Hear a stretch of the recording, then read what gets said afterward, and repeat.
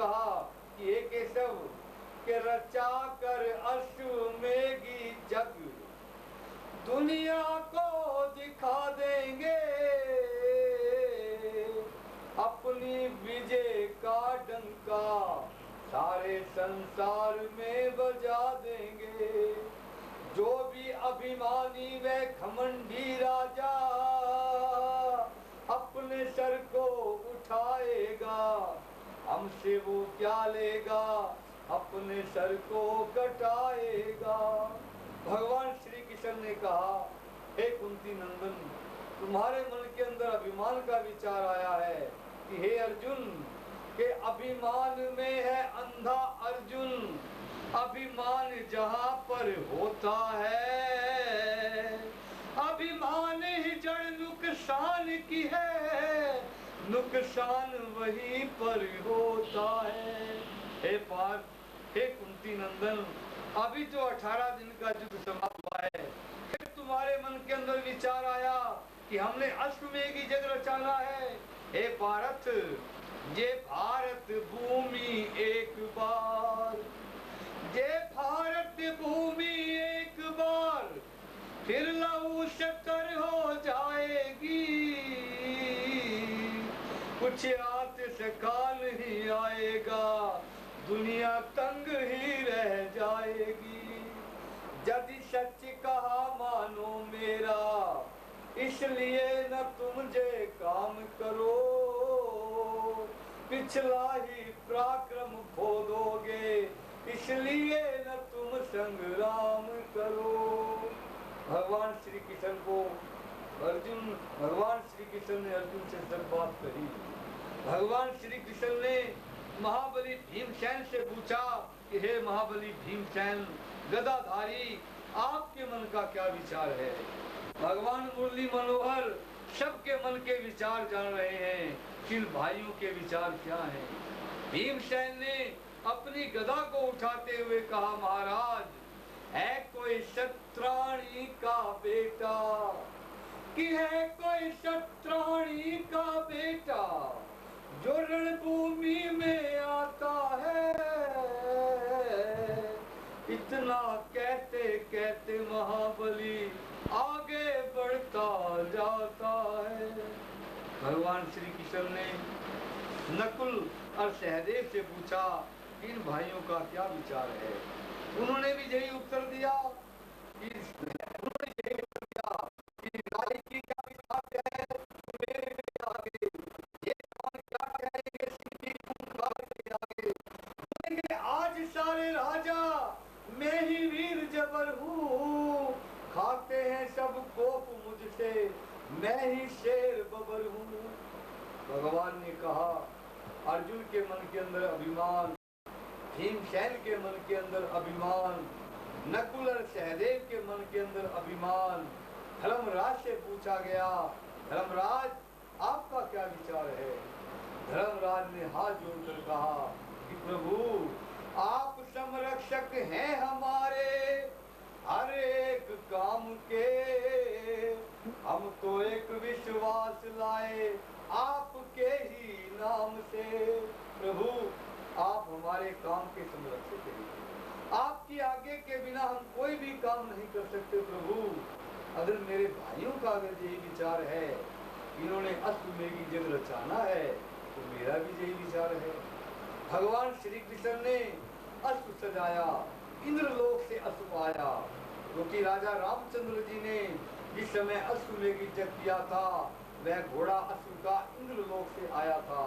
7 रंगों का वह घोड़ा है, जो समुद्र मंथन के समय वो समुद्र से निकला था। आज भगवान श्री कृष्ण ने इंद्र को आह्वान किया कि घोड़े को मात लोक पर भेजो। उस घोड़े के 7 रंग हैं, पीठ के ऊपर घोड़े की छतरी है, घोड़ा गुड़शाला में आया। भगवान श्री कृष्ण ने अपने ही हाथों से उस अश्व का श्रृंगार किया। एक पत्रिका दोनों तरफ लिखी कि जय घोड़ा धर्मराज विष्णु का घोड़ा है, अर्जुन इसका रखवाला है। जो भी देश विदेश का वीर इस घोड़े को पकड़ेगा, या तो अर्जुन के आगे हथियार डाल दे, या अर्जुन के साथ युद्ध करे। घोड़ा छोड़ दिया गया, भगवान श्री कृष्ण फिर अर्जुन का रथ संभाले हुए, अर्जुन पीछे बैठा है, रथ चल पड़ा, घोड़ा आगे आगे है, रथ पीछे पीछे है और सारी सेना पांडवों की अर्जुन के पीछे है। देश विदेश के अंदर घोड़ा घूमा, कईयों राजाओं ने अर्जुन के साथ युद्ध किया, कईयों ने अर्जुन के आगे हथियार डाल दिए। जिस समय वह घोड़ा प्रयाग क्षेत्र के अंदर महाराजा मोरध्वज की पवित्र नगरी के अंदर पहुंचा, महाराजा मोरध्वज का पुत्र जिसकी 12 साल की उम्र है, नाम है जिसका ताम्रध्वज, वो प्रातः काल की वेला के अंदर जंगल में शिकार खेलने के लिए आया हुआ है। सुबह से आया, शाम हो गई, उसको कोई शिकार नहीं मिला। मन में सोचने लगा, मैं क्षत्राणी का लाल हूँ, अगर शिकार खेल कर नहीं जाता, ये भी मेरा कोई धर्म नहीं। इन जंगल के भोले भाले पशु पक्षियों को मैं क्यों मारूं? ये तो वनों की शोभा को बढ़ाते हैं। हाँ, अगर शेर के बच्चे की शेर के साथ टक्कर हो जाए, इसका मजा है शिकार का। एक पत्थर की शिला के ऊपर बच्चा बैठा हुआ था, क्या देखा, दूर से घोड़ा भागता हुआ नजर आया। बच्चे के मन में ये विचार नहीं आया कि मैं इस घोड़े को पकड़कर अपने पिता के राज के अंदर कुड़शाला में ले जाऊंगा। घोड़ा बड़ा सुंदर था, बच्चे के मन के अंदर ये विचार आया, हो ना हो किसी नगरी के राजा का घोड़ा होगा, मैं इसको बांध देता हूँ, जिसका भी होगा वो ले जाएगा। बच्चे ने उस अश्व को पकड़ा, एक वृक्ष के साथ बांध दिया। जैसे ही बांधा, उस अश्व को देखने लगा, अश्व की सुंदरता को वो बच्चा निहार रहा है। सुंदरता के ऊपर निहारते निहारते जिस समय उस बच्चे की नजर पत्रिका के ऊपर गई, पढ़ा, जय घोड़ा धर्मराज विष्णु का घोड़ा है, जो भी देश विदेश का राजा इस घोड़े को पकड़ेगा, अर्जुन इसका रखवाला है, उसको अर्जुन के साथ युद्ध करना पड़ेगा। अगर वो युद्ध नहीं कर सकता तो अर्जुन के आगे उसको हथियार डालने होंगे। बच्चे ने कहा, है ये क्या, घोड़ा तो मैंने पकड़ लिया, क्या इसका रखवाला अर्जुन अभी आएगा? क्या अर्जुन के साथ मुझको युद्ध करना पड़ेगा? मैं अर्जुन के आगे हथियार नहीं फेंकूंगा, मैं क्षत्रियाणी का लाल हूँ। बच्चा खड़ा है, अर्जुन कहता है, केशव मुझे घोड़ा नजर नहीं आता, जल्दी मेरे रथ को दौड़ाओ। भगवान श्री कृष्ण ने तीव्र गति के साथ रथ को दौड़ाया और अर्जुन को जिस समय रथ को दौड़ाया, बच्चे के सम्मुख उस घोड़े को लाकर, घोड़े के सामने उस रथ को लाकर भगवान श्री कृष्ण ने खड़ा कर दिया। घोड़े के सम्मुख बच्चा खड़ा हुआ है। अर्जुन कहता है, खबरदार बच्चे, इस घोड़े को खोल दे, जानता नहीं मेरा क्या नाम है। बच्चा कहता है कि जानता हूँ मैं तुम्हें, कि जानता हूँ मैं तुम्हें, अर्जुन तुम्हारा नाम है, अरे सोच रखा है प्रथम, लो जो कुछ भी हो परिणाम है, ले छुड़ा जे अश्व को,